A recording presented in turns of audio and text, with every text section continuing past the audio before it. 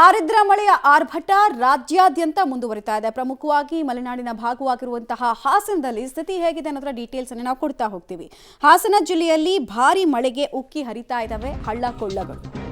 ಐಗೂರು ಹೊಳೆ ಉಕ್ಕಿ ಹರಿದು ಗದ್ದೆಗಳು ಜಲಾವೃತ ಆಗಿದೆ. ಸಕಲೇಶಪುರ ತಾಲೂಕಿನ ಐಗೂರು ಗ್ರಾಮದಲ್ಲಿ ಈಗ ಎಲ್ಲಿ ನೋಡಿದ್ರೂ ಕೂಡ ಪ್ರವಾಹದ ಸ್ಥಿತಿ ಕಂಡು ಬರ್ತಾ ಇದೆ. ಹಾಸನ ಅಂತೂ ನಿರಂತರ ಮಳೆಗೆ ಆಲ್ಮೋಸ್ಟ್ ರೆಡ್ ಅಲರ್ಟ್ ಅನ್ನೇ ಲಾಸ್ಟ್ ಒಂದು 4-5 ದಿನಗಳಿಂದ ನೋಡ್ತಾ ಇರುವಂತಹ ಜಿಲ್ಲೆ ಆಗಿದೆ. ಹಲವು ಕಡೆ ಗುಡ್ಡ ಕುಸಿತದ ಭೀತಿ, ಇನ್ನೊಂದು ಕಡೆಗೆ ಗದ್ದೆಗಳು ಕೂಡ ಜಲಾವೃತವಾಗಿರುವಂತಹ ಸನ್ನಿವೇಶ ಕಾಣಿಸ್ತಾ ಇದೆ. ಕೆಲವರಿಗೆ ಇದರಿಂದ ಬಹಳ ಸಮಸ್ಯೆ ಆಗಿದೆ. ಗ್ರಾಮಗಳ ಸಂಪರ್ಕ ಕಟ್ ಆಗಿದೆ. ಬಿಕಾಸ್ ಗ್ರಾಮಕ್ಕೆ ಸಂಪರ್ಕ ಕಲ್ಪಿಸುವಂತಹ ರಸ್ತೆಗಳ ಮೇಲೂ ಕೂಡ ನೀರು ಹರಿತಾ ಇದೆ.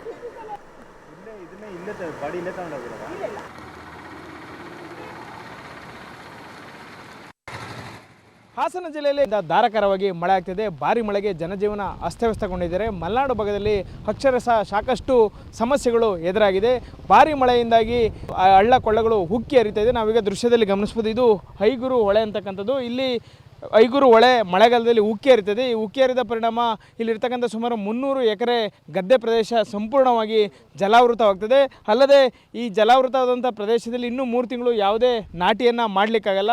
ಹಾಗಾಗಿ ರೈತರು 300 ಎಕರೆ ಪ್ರದೇಶವನ್ನು ಹಾಗೆ ಬಿಡಬೇಕಾಗುತ್ತೆ. ಅದಾದ ಬಳಿಕ ಅವರು ಕೃಷಿ ಚಟುವಟಿಕೆಯಲ್ಲಿ ತೊಡಗಿಕೊಂಡು ಭತ್ತವನ್ನು ನಾಟಿ ಮಾಡಿ ಬೆಳೆಯನ್ನು ಬೆಳ್ಕೊಳ್ಬೇಕಾಗುತ್ತೆ. ಯಾಕೆಂದರೆ ಪ್ರತಿ ಬಾರಿ ಮಳೆಗಾಲದಲ್ಲಿ ಸಹ ಐಗೂರು ಹೊಳೆ ಏನಿದೆ ಅದು ಉಕ್ಕಿ ಹರಿತದೆ.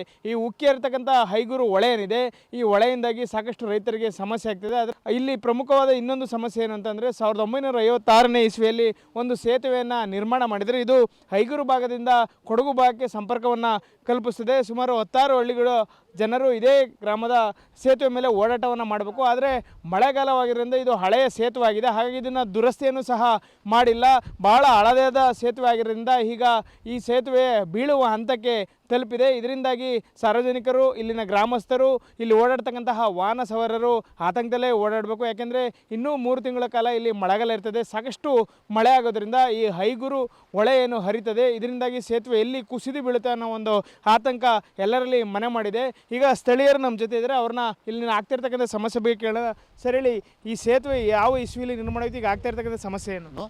ಈ ಸೇತುವೆ ಕಟ್ಟಿದ್ದು 1956ರಲ್ಲಿ ಅಂತ ನಮ್ಮ ಹಿರಿಯರು ಹೇಳ್ತಾರೆ. ಇದು ಬ್ರಿಟಿಷ್ ಕಾಲದ ಒಂದು ಸೇತುವೆ ಆಗಿದೆ. ಶಿಥಿಲಗೊಂಡು ಒಂದು 20-25 ವರ್ಷದಿಂದ ಶಿಥಿಲ ವ್ಯವಸ್ಥೆಯಲ್ಲೇ ಇದೆ. ಯಾವ ಅಧಿಕಾರಿಗಳಾಗಲಿ ರಾಜಕಾರಣಿಗಳಾಗಲಿ ಇದ್ರ ಬಗ್ಗೆ ಸ್ವಲ್ಪನೂ ತಲೆ ಕೆಡಿಸ್ಕೊಂಡು ಇದು ಮಾಡ್ತಾ ಇಲ್ಲ. ಈ ರಸ್ತೆ ಪ್ರಮುಖವಾಗಿ ರಾಜ್ಯ ಹೆದ್ದಾರಿಲಿದೆ. ರಾಜ್ಯ ಹೆದ್ದಾರಿ 204 ಏನೋ ನಮ್ಮ ನಂಬರ್ಲಿದೆ. ಅದು ಸ್ಯಾಂಕ್ಷನ್ ಮಾಡಿದ್ವಿ ಅಂತ 20 ವರ್ಷದಿಂದ ಅದನ್ನೇ ಹೇಳ್ತಾರೆ, ರಾಜ್ಯ ಹೆದ್ದಾರಿ ಆಗುತ್ತೆ, ಸೇತುವೆ ದೊಡ್ಡದಾಗುತ್ತೆ ಅಂತ. ಬರೀ ಸುಳ್ಳು ಹೇಳ್ಕೊಂಡು ಆ ಟೈಮಿಗೆ, ಆ ಎಲೆಕ್ಷನ್ ಟೈಮಲ್ಲಿ ಸುಳ್ಳು ಹೇಳ್ಕೊಂಡು ಮರೆ ಮಚ್ಚಿಬಿಟ್ಟು ಹೋಗ್ತಾ ಇದ್ದಾರೆ. ಇದು ಮುಖ್ಯವಾಗಿ ನಮ್ಮದಿಗೆ ಕೊಡಗು ಭಾಗಕ್ಕೆ ಮತ್ತು ಈ ಮೈಸೂರು ಭಾಗಕ್ಕೆ, ಬೆಂಗಳೂರು ಭಾಗಕ್ಕೆ ಮಲೆನಾಡಿಂದ ಕನೆಕ್ಟ್ ಮಾಡೋ ಅಂಥ ಸೇತುವೆ ಆಗಿದೆ. ಇದು ಹೋಬಳಿ ಹೆಡ್ ಕ್ವಾರ್ಟರ್ ಎಸ್ಲೂರು, ಕೊಡ್ಲಿಪೇಟೆ, ಶನಿವಾರ ಸಂತೆ, ಅರಕಲಗೂಡು, ಹೊಳೆನರಸೀಪುರ, ಮೈಸೂರು, ಚನ್ನರಾಯಪಟ್ಟಣ ಎಲ್ಲ ಕಡೆಗೆ ಹೋಗೋದಕ್ಕೂ ನಮ್ಮ ಕಾಫಿ, ಮೆಣಸು ಮತ್ತು ಏಲಕ್ಕಿ ಏನು ಕಮರ್ಷಿಯಲ್ ಬೆಳೆಗಳು ಸಾಗಾಟನೆ ಮಾಡೋಕ್ಕೆ ಈ ಸೇತುವೆನೇ ಮುಖ್ಯ ಕೊಂಡಿಯಾಗಿದೆ. ದಯವಿಟ್ಟು ಇದ್ರ ಬಗ್ಗೆ ಅಧಿಕಾರಿಗಳು ಅರಿತು ಆದಷ್ಟು ಬೇಗ, ಇವಾಗ ಮಳೆ ತುಂಬ ಜಾಸ್ತಿ ಇದೆ, ಈ ಮಳೆಯಲ್ಲಿ ಬಿದ್ದೋಗೋ ಮಟ್ಟದಲ್ಲಿದೆ, ಆದಷ್ಟು ಜವಾಬ್ದಾರಿ ತಗೊಂಡು ಇಲ್ಲೊಂದು ಸೆಕ್ಯೂರಿಟಿ ಏನಾದರೂ ಮಾಡಿ ಜನರು ತಿರುಗಾಡೋರಿಗೆ ಒಂದು ಗೈಡೆನ್ಸ್ ಮಾಡೋ ಅಂಥ ವ್ಯವಸ್ಥೆ ಮಾಡಲಿ. ಬೇಸಿಗೆ ಆದ ಕೂಡಲೇ ತಕ್ಷಣಕ್ಕೆ ನಮಗೆ ಈ ಸೇತುವೆನ ರೆಡಿ ಮಾಡಿಕೊಡ್ಬೇಕು ಅಂತ ಈ ಮೂಲಕ ನಾನು ಕೇಳ್ಕೊಳ್ತೀನಿ.